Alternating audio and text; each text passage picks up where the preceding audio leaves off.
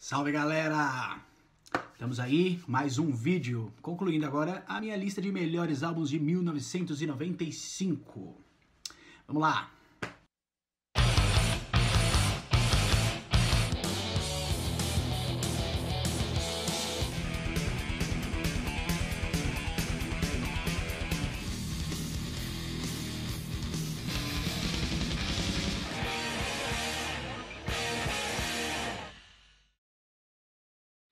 Alice in Chains. O álbum final aí do período clássico com o vocalista Layne Staley. Ele foi também aí o álbum mais sombrio de toda a carreira do Alice in Chains, né?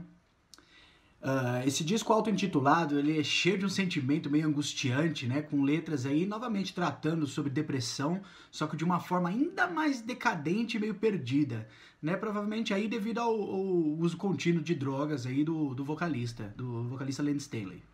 Dentro desse período aí, deixando claro que esse não é exatamente um álbum para ser escutado aí em qualquer momento.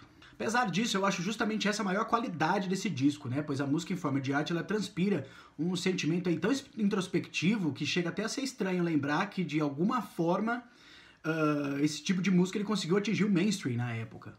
A banda ainda equilibra o álbum aí com algumas faixas mais pesadas, como na abertura aí com Grind, em Head Creeps e no hit, Again. Definitivamente é uma das melhores músicas da banda. Apesar de um pouco longo, né, o álbum final do Alice in Chains aí no período clássico foi uma bela conclusão para essa que foi uma das bandas mais importantes e revolucionárias de toda a década. Blind Guardian, Imaginations from the Other Side.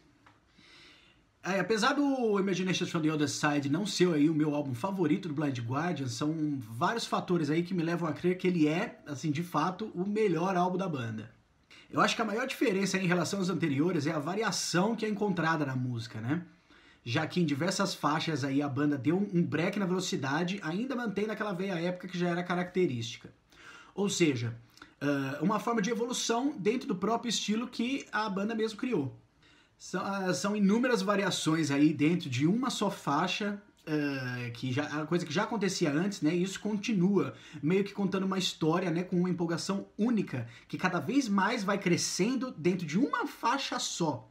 E ao invés de se repetir, né? Que é uma característica clássica do Blind Guardian que atingiu o ápice nesse álbum na espetacular A Script for My Requiem, que é um absurdo musical que ele se sobressai dentro de um álbum aí com inúmeras qualidades marcantes. Tudo isso com uma gravação completa, com o melhor que existia naquela época. O Blind Guardian saiu disparado no ano de 95, levando o Power Metal para outros níveis dentro da música. Álbuns como esses não são mais feitos hoje em dia, né? É simplesmente isso. Virgin Steel, The Marriage of Heaven and Hell, Part 2. Outra banda aí que estava em constante evolução atingiu um nível realmente surpreendente no ano de 95, né? O Virgin Steel estava no meio de um processo insano de produção na metade dos anos 90, estando aí na metade de uma trilogia que ia ser concluída só em 1998. Diferente dos álbuns conceituais aí posteriores, na época dessas duas primeiras partes do Marriage of Heaven and Hell, a banda ainda tinha algumas faixas aí mais voltadas para o hard rock, né, para o hard heavy e também algumas baladas que criam uma atmosfera muito única quando você vai escutar o álbum na íntegra. Ainda que esse fosse, né, o álbum final com essas características. Tá tudo lá. A abertura bombástica aí com Symphony of Steel, o lado mais épico, dramático e tocante aí em faixas como Twilight of the Gods, Emma Leif ou Victory is Mine, e também com aquele toque mais hard and heavy, né, com linhas de guitarras aí absurdas e tão boas, velho, como na faixa Rising Unchained. A gravação dessa parte da trilogia comporta toda essa obra musical de uma forma muito superior à da primeira parte, né? E com o vocalista David DeFaz aí possivelmente no ápice vocal de toda a sua carreira, não é difícil entender porque que esse álbum atingiu aí a minha terceira posição na lista. King Diamond, The Spider's Lullaby.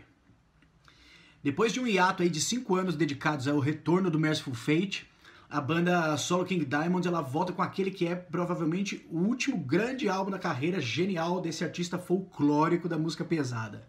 Com um formato aí meio irregular, onde apenas as últimas músicas do álbum são conceituais, remetendo aí até o debut, né, Fatal Portrait. O Spider's Lullaby é quase que uma coleção de faixas que foram trabalhadas durante todo o período de 5 anos que a banda King Diamond estava inativa. E talvez todo esse tempo de dedicação às faixas aí resultaram nessa surpresa que é o álbum, que curiosamente é até um pouco esquecido pelos fãs. Entre as músicas mais soltas, né, que não fazem parte da história, os maiores destaques aí pra mim são a espetacular The Poltergeist, a tenebrosa Dreams e a empolgante 6 Feet Under. Essas músicas, na minha opinião, elas deviam ser uma constante no setlist aí da banda, né? Pois elas estão a par de todo o trabalho gravado por esse artista dentro do período clássico lá no final dos anos 80. Talvez até atingindo um nível de qualidade maior do que os trabalhos do Merciful Fate do começo dos anos 90. O conto no final do álbum, né, sobre um protagonista aí que tem medo de aranha, é uma história tão absurda que ela só agrega assim no resultado final. Enfim, mais um grande disco de heavy metal aí do ano de 1995, marca a minha segunda posição e talvez o último álbum do King Diamond a entrar em uma lista top 10 minha. E a primeira posição, Dissection, Storm of the Light's Bane. Mais um verdadeiro marco aí na história da música extrema obscura, né? O Dissection ele surpreendeu toda a cena já em 93 com o lançamento do debut de Somberlane, mas a verdadeira obra-prima ia ver a luz do dia apenas 2 anos depois. Aquele death metal aí mais melodioso, com a essência do black metal, foi provavelmente a característica mais surpreendente da banda até aquele período ali pra cena. Com a gravação perfeita, levando o ouvinte aí a todo o clima que o álbum entrega, o Dissection ele deixou sua marca na história mais pela música do que pelas atitudes infelizes aí da mente por trás da banda, o John Notveit.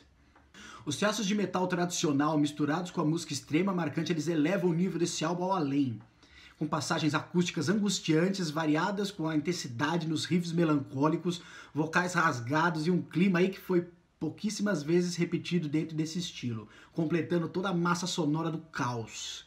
Isso aqui, meus amigos, é metal elevado à sua potência máxima, como que uma representação máxima do que foi aquela ideia criada pelo Bathory nos anos 90. Só que aqui, muito melhor tocado, ainda conseguindo manter a essência que o estilo pede. Sem absolutamente nenhum destaque para ser citado, né? Essa verdadeira obra ela tem que ser escutada e absorvida do início ao fim, pois marca o ápice do ano de 95, né? Elevando toda a qualidade da música pesada a outro nível.